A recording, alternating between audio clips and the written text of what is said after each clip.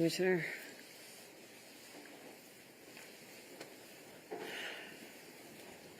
Good morning, everyone. I came by here to our Emergency Operations Center to, first of all, thank the individuals who come day and night, working 24/7 to keep New Yorkers safe. So I want to first acknowledge all the first responders and those who are in rooms like this across the state, but also out in our communities and on the streets. We sleep safer at night, and we are safer during a storm like this because of their hard work. This is certainly the coldest weather we've seen, the coldest winter storm we've seen in years, and truly New York State is locked into a grip here. An Arctic siege has taken over our state and many other states across the nation. And the snowstorm we've been expecting is now underway, but it is brutal, it is bone-chilling, and it is dangerous. Snow began falling already on Long Island and New York City early this morning. Snow is now falling in Albany and everywhere in between. As I mentioned, we're not alone. It's hitting the entire state and 30 states as well this weekend. So we are anticipating the longest cold stretch and the highest snow totals the state has seen in several years. The longest cold stretch and the highest snow totals in years.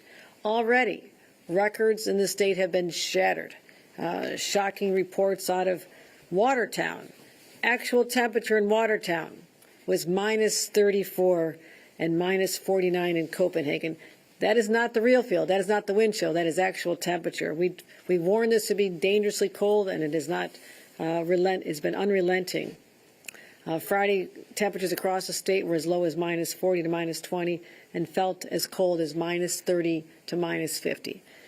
But I know New Yorkers know how to deal with the weather, and again, I've been at this Emergency Operations Center to see how impressive our operations are. Always want to take a chance to thank the plow drivers, the hospital workers, and all the emergency and essential personnel who are there. As you know, I declared a state of emergency on Friday. Since then, to enhance our response, we've deployed over 100 National Guard members. Many of them are concentrated downstate at this time to go where they're needed, and also to particularly help on Long Island and the Hudson Valley and New York City. We've also taken some steps to make our roads safer, banning long tandem tractor trailers on the thruway as of 6 a.m. today. Commercial vehicles are right now restricted to the right lane only on state roads, and 2 counties have full travel bans in place, Dutchess and Ulster, and additional travel advisories and restrictions are all over the state. We have, as I mentioned, deployed additional resources. We have additional DOT personnel who have been all over the state. I mentioned the other day we have countless snow plows and lifts and all the equipment that's necessary, plenty of salt. We've been stocking up on salt in anticipation that our plow drivers would need this to keep the roads clear. And for parents in New York City, about an hour ago, the mayor announced that schools will move to remote learning tomorrow. So to the snow forecast, everyone across the state should prepare for a solid day and a half of this weather, and the heaviest snow will still be coming this afternoon and through the night. And this will continue through most of the weekend, or most of the day tomorrow, but we expect it to end by midday. So here's some of the totals we expect. 8 to 12 inches in the North Country, 12 to 18 in the southern tier, Mohawk Valley, central New York, and even parts of the Finger Lakes, including Rochester and western New York. So we've had some changes in the recommendations from National Weather Service, but I also want to make a point here. A number of years ago, we created the State Weather Risk Communication Center. This is the first in the nation state-of-the-art facility, which I've toured many times, that gives us daily weather briefs. And they're willing to go out and forecast across the state snowfalls and temperatures even out through the next weekend, which is further than the National Weather Service does at this time. What that means is we have earlier information about longer-term impacts that we can prepare for, deploy the resources, the personnel, the equipment. So I find this, once again, to be critically important in our response and our preparations and our response to storms like this. So we're continuing to see a lot of snow, about 1 to 2 inches an hour in New York City and the Long Island area. They're expecting, as I said, up to 8 to 12 inches of snow, which is something that's more challenging to handle in that area than other parts of our state. We're also transitioning to sleet tonight. Sleet is dangerous. Sleet can also create icy, hazardous conditions on the roads and sidewalks. And we've not seen, New York City, as I mentioned, is going to see a foot of snow. We've not had that level of snow since 2021, so it's been a number of years. The good news for us, and the only good news, is that the winds will not be a major factor here. This is often what we worry the most about, is power lines coming down, the wind having squalls on the thruway, and the visibility goes to zero, and you have the multi-vehicle collisions.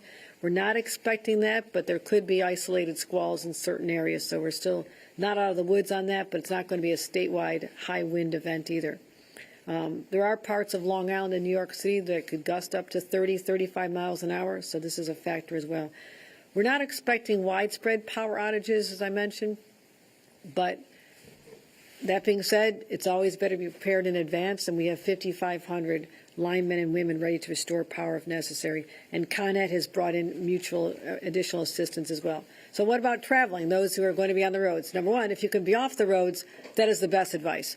Stay off the roads. They're going to be slick, icy, snow-covered. And if you can stay home with these extremely cold temperatures and hazardous roads, you and your family will be much, much safer. So tomorrow's commute for those who are working, we encourage other employers to allow their workers, if possible, to work remotely. We know there's many who cannot.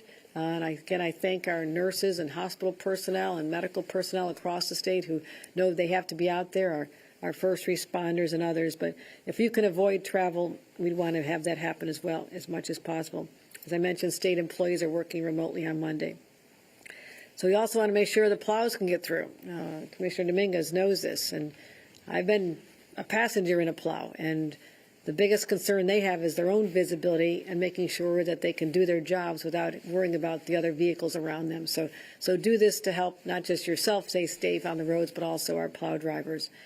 And the good news for downstate, those who rely on public transportation, the MTA is planning on maintaining a weekend schedule. Trains and buses will continue to run. Again, this is always subject to change. We'll be focused on snow removal on platforms and near stations, but we're concerned about keeping people safe as they get to their jobs.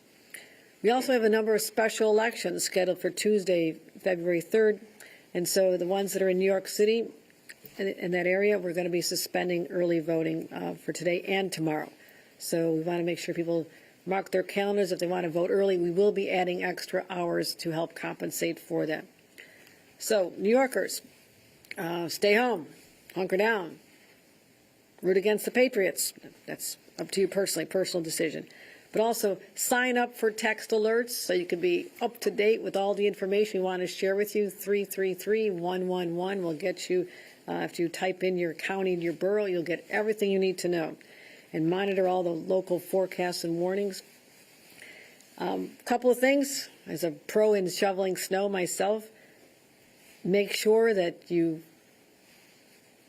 I'll give you a quick demonstration. Do not bend over to shovel, you bend down your knees. You want to bend down so you can protect your back.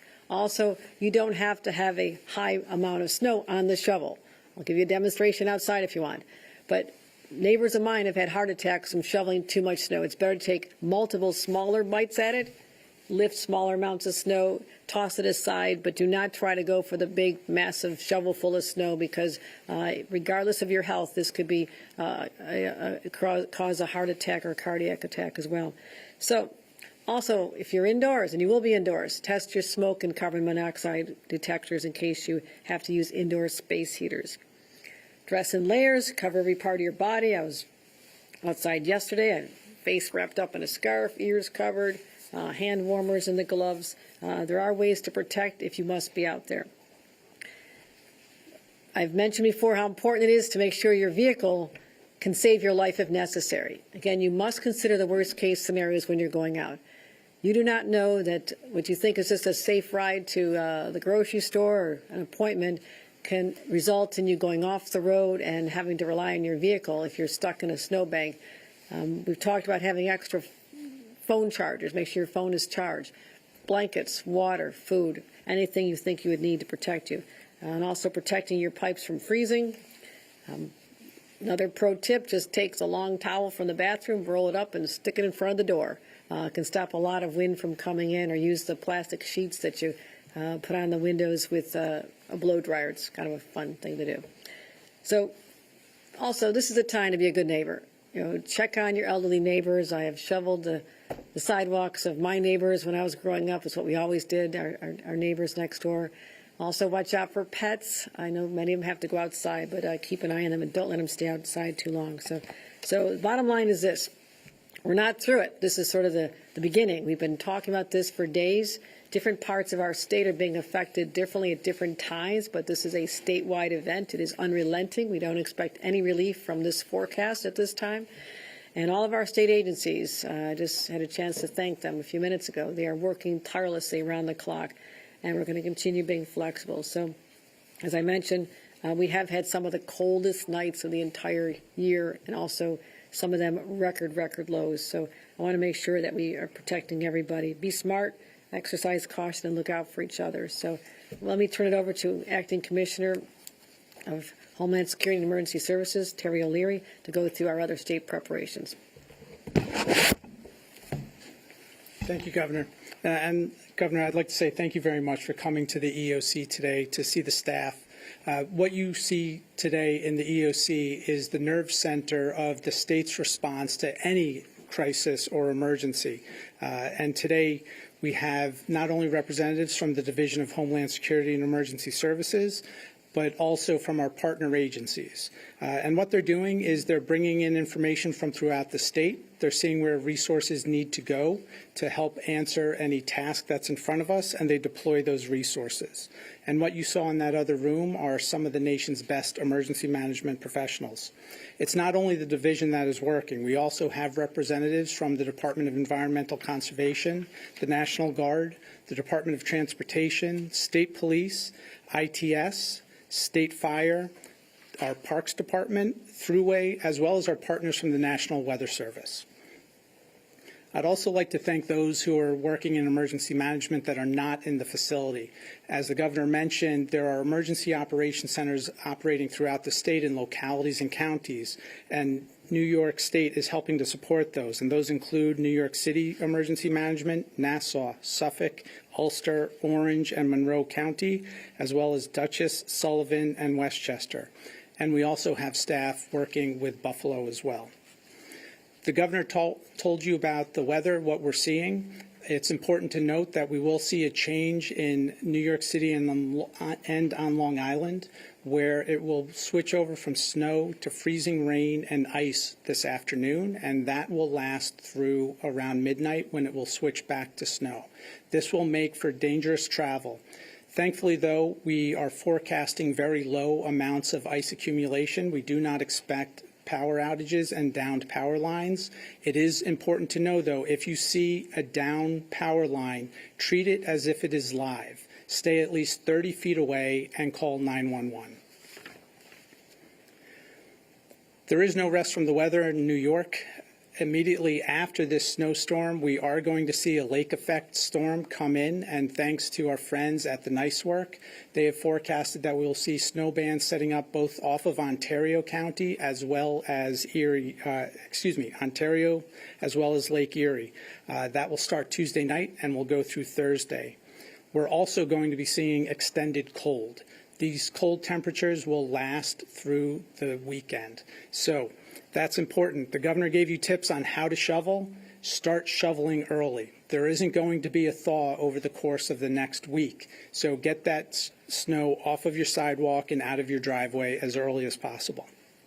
Part of the state response, we have banned long tandem tractor trailers on the thruway starting at 6 a.m. this morning. And as the governor mentioned, on all state roads, commercial vehicles need to stay in the right-hand lane. In addition to the travel bans in Dutchess and Ulster County, individuals should check their local county's websites for any additional travel restrictions in their area. Long Island Railroad and Metro North are going to be operating on a Sunday service schedule, as will the Capital District Transportation Agency. If you are flying, please check ahead of time. This is a nationwide event. The weather will not only impact our flights, but it will impact flights coming from throughout the country. So make sure that you check before you go to the airport. We've already seen cancellations of up to 90% at different airports. To reiterate what the governor said, please stay home. Don't be on the roads. Allow DOT and thruway plow operators to do their job. Do not crowd the plow. If you have to travel, please check 511ny.org first. It is a great source of information on the status of the roads statewide. It will tell you where there are incidents, and you can look at traffic cameras as well and actually see the conditions of the roads for yourself. Continue to be prepared for the bitterly cold temperatures we've been experiencing. They're not going away. Hopefully we won't see anything like we saw in Watertown or Copenhagen, but we are going to see sub-zero temperatures throughout the state over the course of the next few days. Code Blue will remain in effect, so throughout the state, under the guidance of the Office of Temporary and Disability Assistance, we will make sure that shelters are available to those who need them. Also, counties will stand up warming centers. If you do lose power, call 211 and they will tell you in your area where you can find a warming shelter. As the governor mentioned, we do not expect widespread power outages, but if you do experience a power outage, please call your utility company to report it. If you are going to be using alternative heating sources, make sure you do so safely. Make sure it is a UL-approved space heater. Keep it 3 feet away from any furniture, from drapes and the rest. If you're using a generator for power, never use a generator indoors, and do not keep it right outside your windows either. Please make sure your fire smoke detector and carbon monoxide detectors are working. And finally, if you are going to travel, and I have to tell my kids this all the time, they will get into their car after they heat it up wearing shorts and a T-shirt thinking I'm only driving a couple of miles to the gym. Have a jacket, have a blanket. You need to be prepared to be stuck for a while. And also make sure you can get yourself unstuck as well. Have a shovel, have kitty litter in the car, have something, if you have a truck, have a tow rope so that someone else can help you if you're stuck, or you can help somebody if they're stuck. And most importantly, obey the move over law. If you see our first responders out there, please move over if it is safely possible. Allow state police, other first responders, tow truck operators to do their job and to help others, and don't compound any issues that we may see. And with that, I'd like to say, Governor, thank you again for coming and joining us here today. Thank you. I also want to acknowledge the presence of my incredible team as we get through this crisis. And I mentioned Marie-Therese Dominguez, the New York State Department of Transportation. She is a battle-tested veteran. We've been through many of these challenges before, and I'm so proud of the work that she and the men and women who work for her do as well. And Frank Hoare, the Executive Director of the New York State Thruway Authority, the lifeline of upstate New York connecting us with downstate, and how important it is to keep the commerce as well as the commuters and residents safe on those roads. So thank you, Frank. And also our state police out there day and night, making sure that our roads are safe and that they're there to respond to any situation that requires additional help. And I want to thank Major Robert McConnell for his support here as well. Before we get to questions, I need to speak plainly about something that should stop every American in their tracks. Yesterday in Minneapolis, federal immigration agents killed another American citizen in broad daylight. His name was Alex Preddy. He was 37 years old. He was an ICU nurse, someone whose job was saving lives. Video shows him doing something he was trained to do, to help people. He was trying to reach over and help a woman in need when she was thrown to the ground by federal agents. And within seconds, federal agents threw him to the ground and fired a shot, not one, but a barrage of bullets into his body on a public sidewalk in America. The federal government claims the killing was justified. This nurse with nothing more than a cell phone in his hand, that he was trying to kill them. That's their story. But anyone who's seen this horrific video, multiple videos, knows that this is a shameless, bold-faced lie. This is not a threat that needs to be neutralized.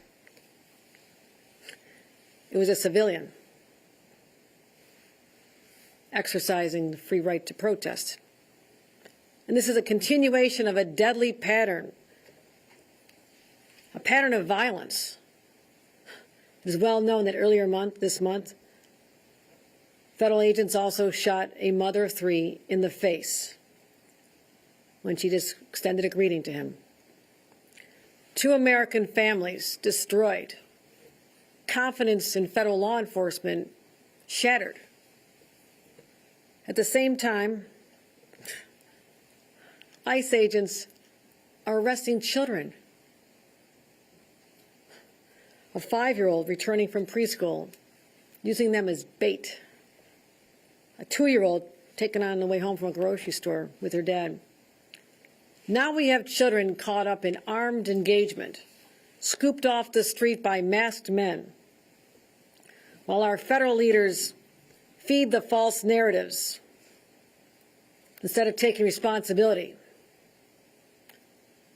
But videos don't lie.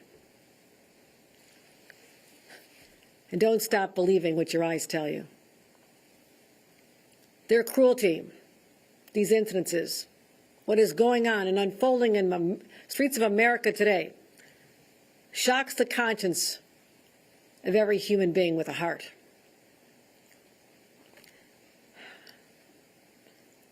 When federal agents use lethal force against civilians and then prevent state authorities from fully investigating, it violates the basic principles of a democracy. What it does is makes everyone feel unsafe. Everyone. Nationwide, over the last 13 months, ICE has detained hundreds of U.S. citizens, and dozens of people have died in their custody. Now, Donald Trump's handpicked leader of the Department of Homeland Security has proven to be unable and unwilling to follow the law to stop these killings. Kristi Noem has referred to these peaceful protesters as domestic terrorists and lied about the shooting victims being the aggressors. She told law enforcement officers to put on masks and military fatigues to basically treat the American public as the enemy. She has shown a profound disregard for human life and created a culture where people feel unrestrained in how they're handling encounters with the people in this country. Kristi Noem has forfeited her right to lead, and I'm calling on her to resign as Secretary of Homeland Security, or Donald Trump to do the right thing and just fire her. And if not, she must be removed or impeached. And Gregory Bovino, who has helped lead and defend and escalate these operations, should also be fired.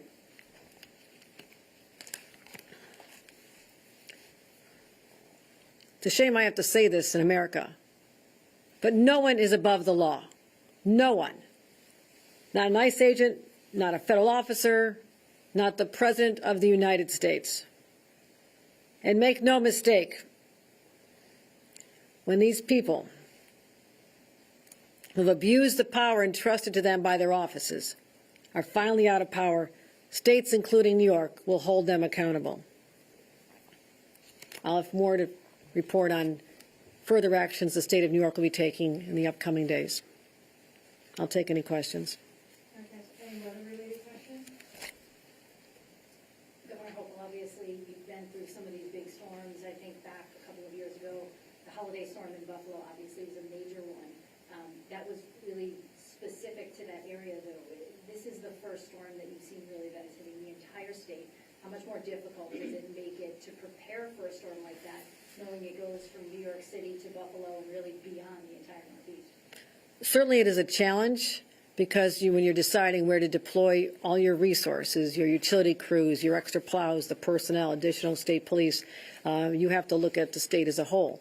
But I'm working with the most seasoned veterans you can imagine. They tabletop exercises like this all year long. Even in the hot days of summer, they're thinking of these scenarios.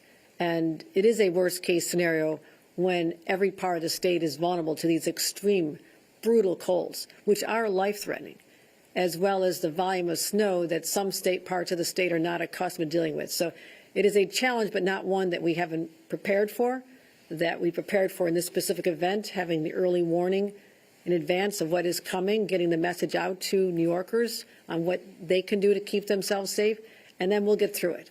So I feel confident in the team that I have assembled to manage these storms. Any others, guys? Obviously, the thruway is only close to those tractor trailer and the tandem trailers right now, but when will you look at if it's going to be necessary to potentially close it to all traffic? I'll let the executive director address that. It's something we always keep an eye on. I have been in so many emergency operations, monitoring the snowfall on the thruway, how fast vehicles are going, whether or not there's visibility. It is something we do intensely, and we want to keep motorists safe, but also make sure we can keep the flow of commerce going through our state, because you also end up, when you close the thruway, there's a ripple effect on the adjoining roads, and you can create another situation. So you have to be very smart about when to do that. We've done both. We've made a decision to, with lots of restrictions, keep the traffic going. We've also had other times we've had to declare that it's just not safe and we have to shut it down. Frank, is there anything you want to add to that? Thank you, Governor. Just that safety is our paramount concern, and we're in constant communication with our partners in state and local government to ensure that the road will stay open, but in a safe and drivable manner. Anything else? All right, guys, thank you. All right, thanks, everyone. All right, thanks, Secretary. Thanks, Good luck out there. Thank you. All right, it's gonna be a long one, listen.